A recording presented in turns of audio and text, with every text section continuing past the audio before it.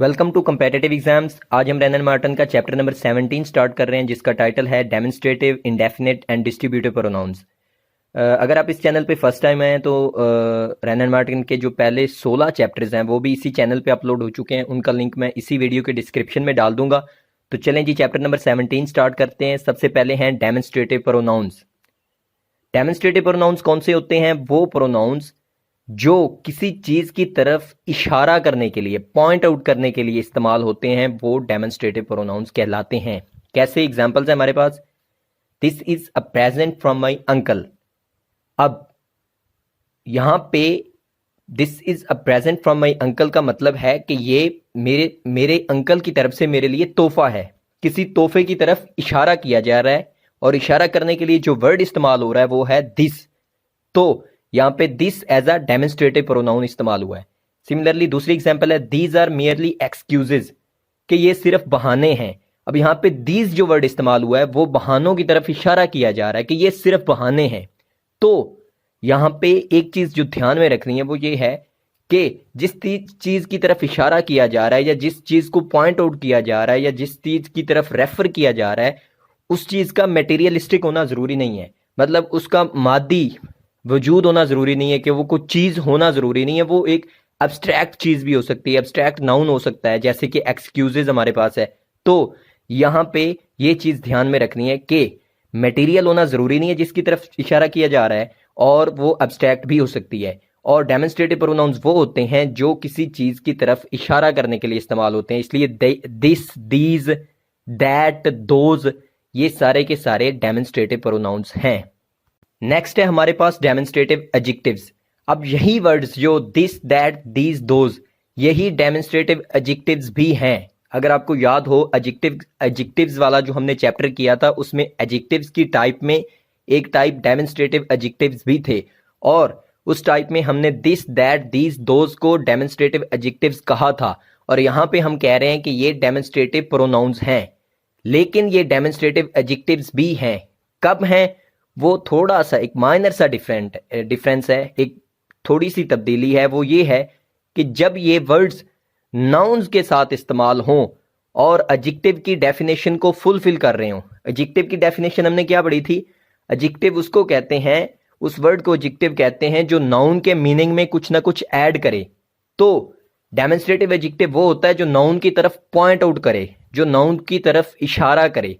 तो यहां पे चीज वही बेसिक है, इशारा ही है, लेकिन यहां पे नाउन का होना जरूरी है। नाउन को क्वालिफाई करे या नाउन की तरफ इशारा करे तो फिर इसे हम डेमोन्स्ट्रेटिव एडजेक्टिव कहेंगे, ना कि डेमोन्स्ट्रेटिव प्रोनाउन। एग्जांपल है हमारे पास सबसे पहले दिस बुक इज माइन। अब यहां पे बुक जो है वो नाउन है और दिस के थ्रू हम बुक की तरफ इशारा कर रहे हैं, तो इसलिए दिस यहां पे एज अ डेमोन्स्ट्रेटिव एडजेक्टिव इस्तेमाल हुआ है, ना कि डेमोन्स्ट्रेटिव प्रोनाउन। सिमिलरली दूसरी एग्जांपल है दैट पेन इज योर्स, कि वो जो पेन है, पेन की तरफ इशारा हो रहा है, वो आपका है। These books are mine, those pens are yours, what was that noise. अब नॉइस एक नाउन है और दैट जो वर्ड है वो उसकी तरफ इशारा, उसको पॉइंट आउट करने के लिए इस्तेमाल हुआ है। तो यहां पे कहने का मतलब ये है कि जब भी नाउन के साथ ये वाले words this, that, these, those इस्तेमाल हों और एडजेक्टिव की डेफिनेशन को फुलफिल करें, एडजेक्टिव की डेफिनेशन जो कि ये कहती है कि एक एडजेक्टिव हमेशा नाउन के साथ आएगा और उसको नाउन के मीनिंग में कुछ ना कुछ ऐड करेगा। तो डेमोन्स्ट्रेटिव एडजेक्टिव जो खास तौर पे हैं उनकी ये डेफिनेशन है कि वो नाउन की तरफ इशारा करते हैं। तो जब ये नाउन की तरफ इशारा कर रहे हो तब ये डेमोन्स्ट्रेटिव एडजेक्टिव्स होंगे, ना कि डेमोन्स्ट्रेटिव प्रोनाउंस। नेक्स्ट है हमारे पास दिस और दैट का फर्क। दिस हम तब इस्तेमाल करते हैं जब किसी करीब पड़ी चीज को हमने पॉइंट आउट करना हो, करीब पड़ी चीज की तरफ इशारा करना हो, और दैट हम तब इस्तेमाल करते हैं जब किसी दूर पड़ी चीज की तरफ इशारा करना हो। एग्जाम्पल है हमारे पास this is better than that, कि ये उससे बेहतर है। अब ये से मुराद कोई करीब वाली चीज को रेफर किया जा रहा है, करीब वाली चीज की तरफ इशारा किया जा रहा है, करीब वाली चीज को पॉइंट आउट किया जा रहा है, और दैट का मतलब किसी दूर वाली चीज को पॉइंट आउट या उसकी तरफ इशारा किया जा रहा है। तो दिस करीब वाली चीजों के लिए और दैट दूर वाली चीजों के लिए इस्तेमाल होता है। अब जो वर्ड्स दैट और दोज हैं ये दोनों के दोनों रेपिटेशन, नाउन की रेपिटेशन को अवॉइड करने के लिए इस्तेमाल होते हैं। कैसे? एग्जाम्पल है हमारे पास the climate of Lahore is like that of Karachi. अब यहां पे जो दैट है वो वर्ड इस्तेमाल हुआ है क्लाइमेट के लिए। अगर हम दैट को हटा दें और यहाँ पे एक मिनट के लिए क्लाइमेट लिखें तब भी ये सेंटेंस सही है, लेकिन उसको फिर वो इसलिए हम सही नहीं कहते कि उसकी सेंस गलत हो जाती है, क्योंकि क्लाइमेट को हम रिपीट कर रहे हैं और रेपिटेशन से उस जो सेंटेंस की जो सेंस है वो खराब लगती है कि बार बार एक ही नाउन को हम रिपीट नहीं करते, इसीलिए तो प्रोनाउन बने हैं कि नाउन को बार बार रिपीट नहीं करना। तो रेपिटेशन को रिमूव करने के लिए दैट और दोज इस्तेमाल होते हैं। The climate of Lahore is like climate of Karachi. अब क्लाइमेट की जगह पे हम दैट लगा देंगे, जिसका मतलब है कि क्लाइमेट ही को रेफर किया जा रहा है। दूसरी एग्जांपल है the streets of this city are worse than those of Ahmedabad, के इस शहर की जो गलियां हैं वो अहमदाबाद से भी बदतर हैं। अब यहाँ पे पहले हमने इस्तेमाल किया the streets of this city, और फिर कंपेयर करने के लिए जब अहमदाबाद की स्ट्रीट्स की बारी आई तो वहां पे हमने सिर्फ दोज लगा दिया, ना कि स्ट्रीट्स को रिपीट किया। अगर हम रिपीट करें तो भी सेंटेंस सही है, लेकिन वो फिर उसकी सेंस खराब हो जाएगी कि रेपिटेशन आ रही है नाउन की। The streets of this city are worse than streets of Ahmedabad. तो स्ट्रीट्स को हमने रिमूव कर दिया दूसरी दफा और वहां पे सिंपली दोज लगा दिया और उसका मतलब भी स्ट्रीट्स ही है।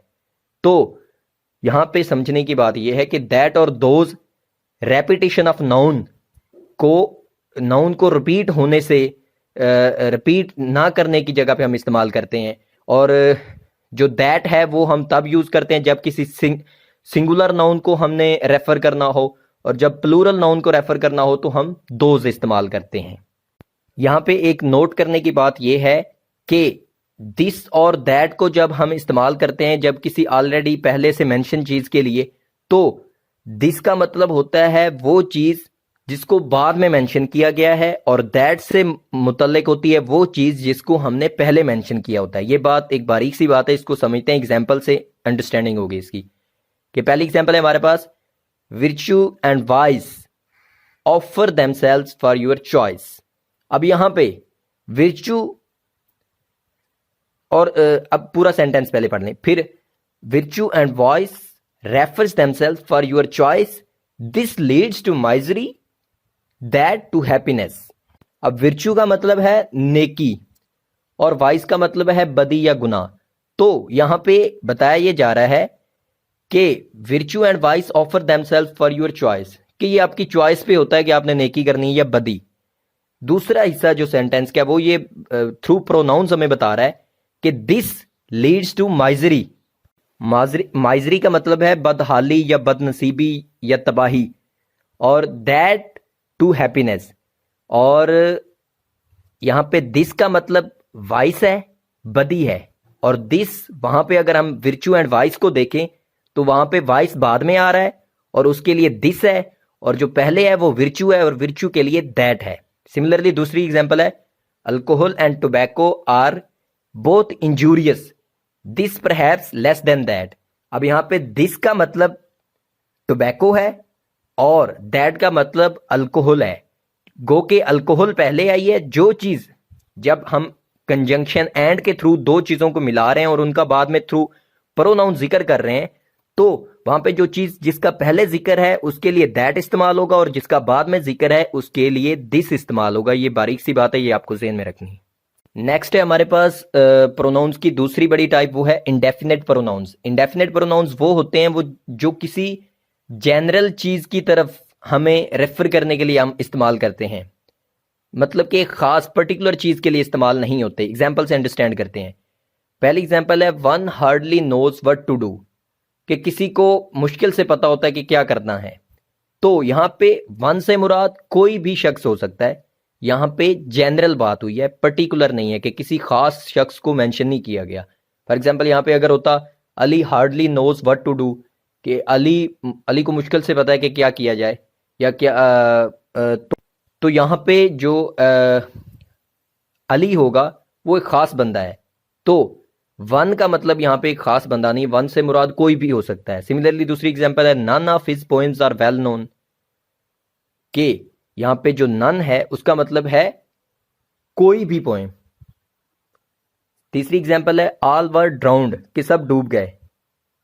अब यहां पे ऑल से मुराद कोई भी हो सकते हैं, किसी का नाम मेंशन नहीं है, किसी खास बंदे की तरफ या किसी खास चीज़ की तरफ इशारा नहीं है, तो यहाँ पे जनरल बात हो रही है। तो इन जनरल जो हम प्रोनाउंस इस्तेमाल करते हैं, जैसे हमारे पास सम है, somebody, nobody, few, many, any, everybody, nobody, तो ये सारे के सारे जो प्रोनाउंस हैं जो कि जनरल चीज़ों की तरफ हम जब इशारा करते हैं या जनरल चीज़ों का जिक्र करने के लिए इस्तेमाल करते हैं तो वो इंडेफिनिट प्रोनाउंस कहलाते हैं। लेकिन यहाँ पे एक जो नोट करने की बात है वो ये है कि ये जो इंडेफिनिट प्रोनाउंस होते हैं इनमें से अक्सर अक्सर जो हैं वो एडजेक्टिव्स भी होते हैं। एग्जांपल है हमारे पास any fool can do that. अब यहाँ पे एनी जो है वो एडजेक्टिव है। दूसरी एग्जांपल है he is a man of few words. अब फ्यू जो है वो भी एडजेक्टिव है। Some milk was spilled. अब सम जो है वो भी एडजेक्टिव है। अगर आपने एडजेक्टिव वाला चैप्टर पढ़ा है तो आपको याद होगा कि एनी, फ्यू, सम ये सब के सब एडजेक्टिव हैं जो कि यहाँ पे इंडेफिनिट प्रोनाउंस भी होते हैं।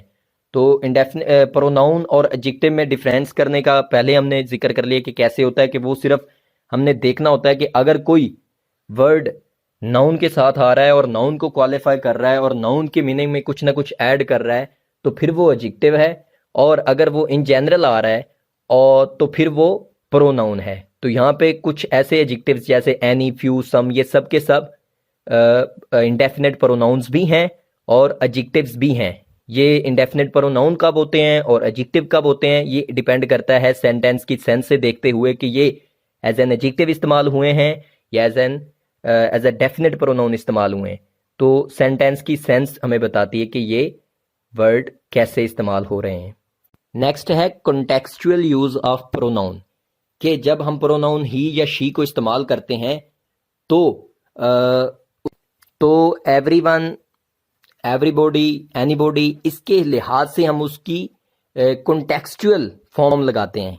क्या मतलब है इसका? एग्जाम्पल से अंडरस्टैंड करते हैं। I shall be glad to help everyone of my boys in his studies.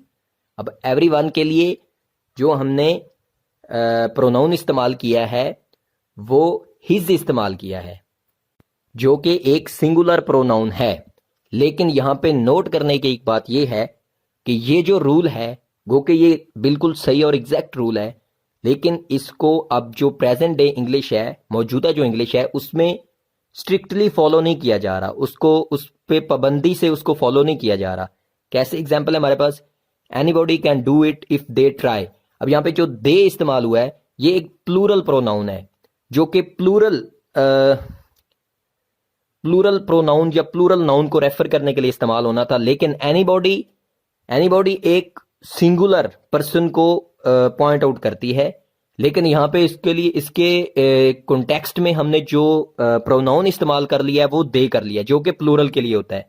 तो यहाँ पे तजाद है बातों में, लेकिन इसको एक्सेप्ट किया जाता है सही मॉडर्न इंग्लिश में। गो के ये रूल सही नहीं है लेकिन इसको सही माना जाता है, इसको गलत नहीं माना जाता। Each of them had their share. अब ईच जो कि सिंगुलर के लिए है तो उसके लिए आगे देयर नहीं आना था क्योंकि देयर प्लूरल के लिए होता है। तो यहाँ पे ये चीज आपको ध्यान में रखनी है कि ये जो रूल है गो के गलत है लेकिन वो एक्सेप्टेबल है मॉडर्न इंग्लिश में, तो आप उसको इस्तेमाल कर सकते हैं। Anybody can do it if they try, ये सही होगा। लेकिन अगर आपने टेक्निकली और इन डेप्थ देखना है तो ये गलत है क्योंकि एवरीवन, एनीबॉडी, ईच ये सिंगुलर को किसी सिंगुलर चीज को रेफर करने के लिए इस्तेमाल होते हैं और उसके लिए जो आगे कंटेक्सचुअल उसके वजन पे जो प्रोनाउन हमने इस्तेमाल करना होता है वो भी सिंगुलर होना चाहिए। जैसे कि ऊपर वाले एग्जांपल में है I shall be glad to help everyone of my boys in his studies.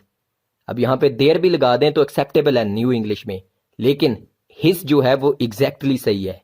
तो ये आपको ध्यान में रखना है। थर्ड जो बड़ी टाइप है डिस्ट्रीब्यूटिव प्रोनाउंस। प्रोनाउंस की जो थर्ड बड़ी टाइप है वो है डिस्ट्रीब्यूटिव प्रोनाउंस। उसमें है ईच, ईदर, नीदर, ये सब के सब वर्ड्स डिस्ट्रीब्यूटिव प्रोनाउंस कहलाते हैं। क्यों कहलाते हैं? क्योंकि ये चीज़ों की इकाई को रेफर करते हैं।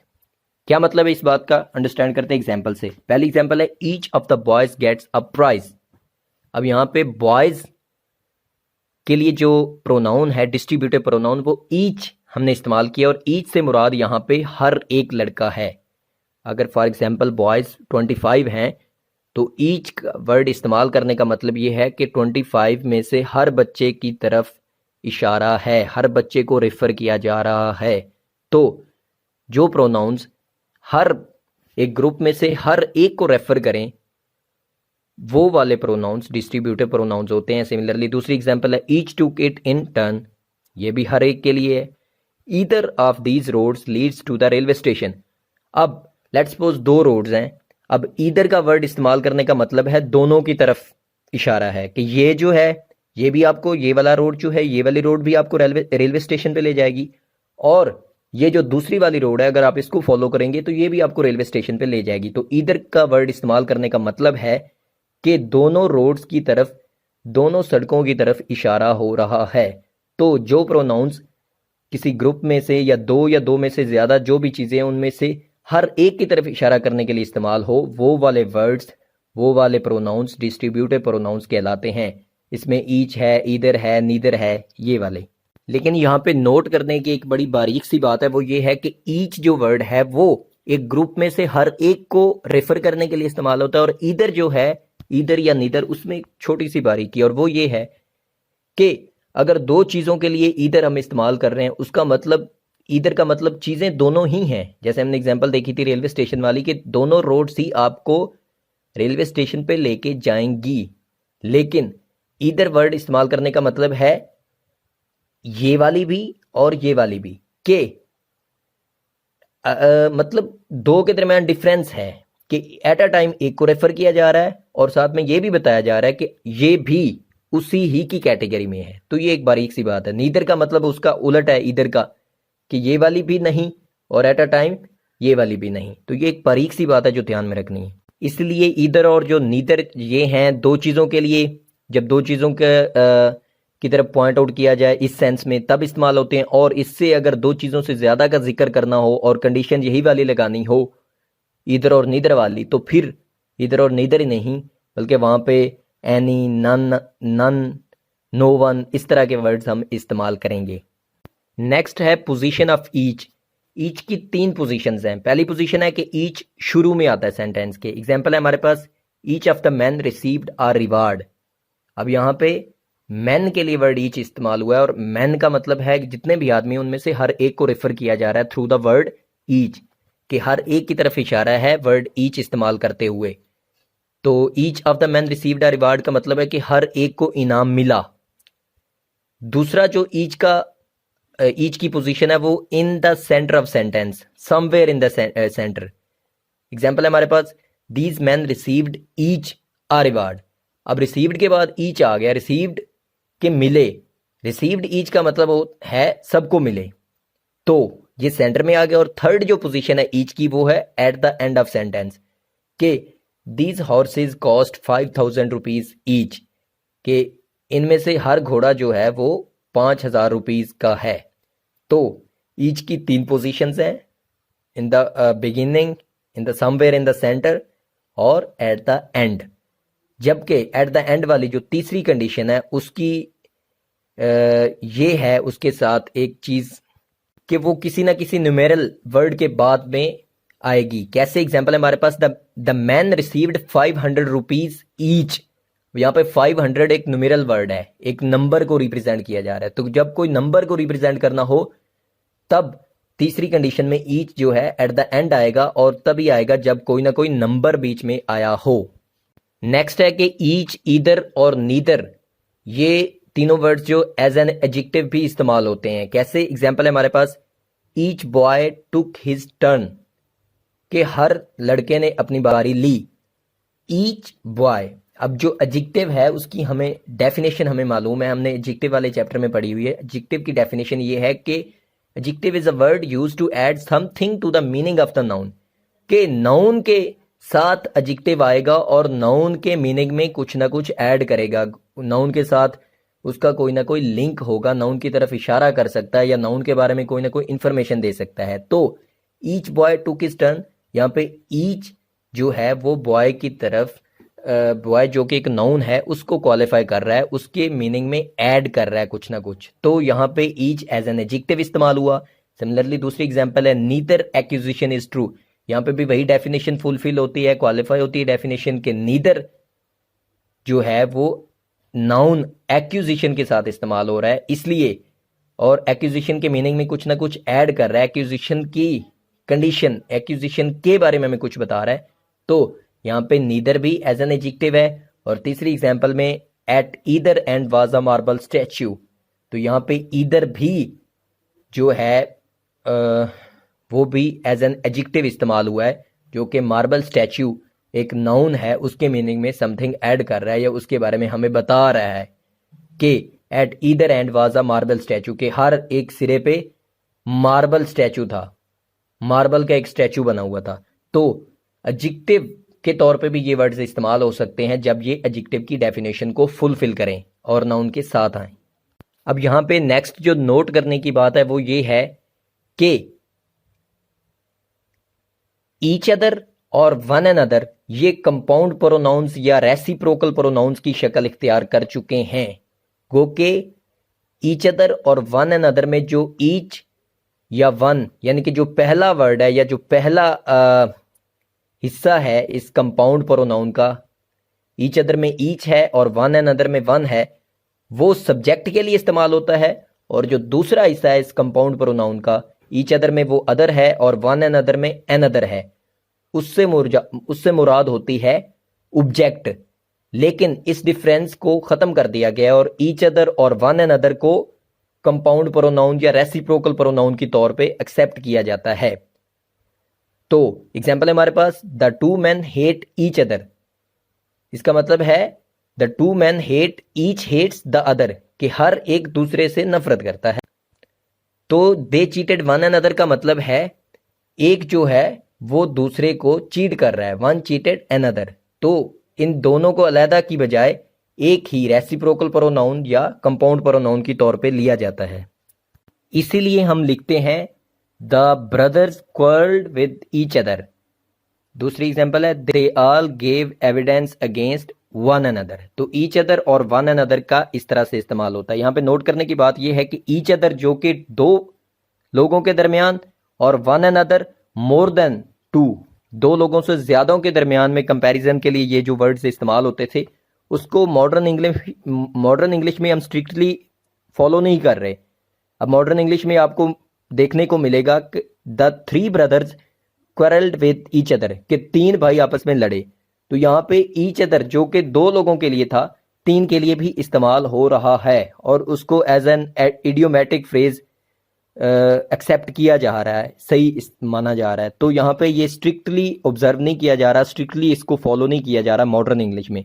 तो ये बात भी आपको ध्यान में रखनी है। तो यहाँ पे जो चैप्टर नंबर 17 है वो एंड हो गया। अगर आप इस चैनल पे फर्स्ट टाइम आए तो चैनल को सब्सक्राइब करें और साथ में बेल आइकन का बटन दबाएं ताकि हर आने वाले लेक्चर का नोटिफिकेशन आपको मिलता रहे।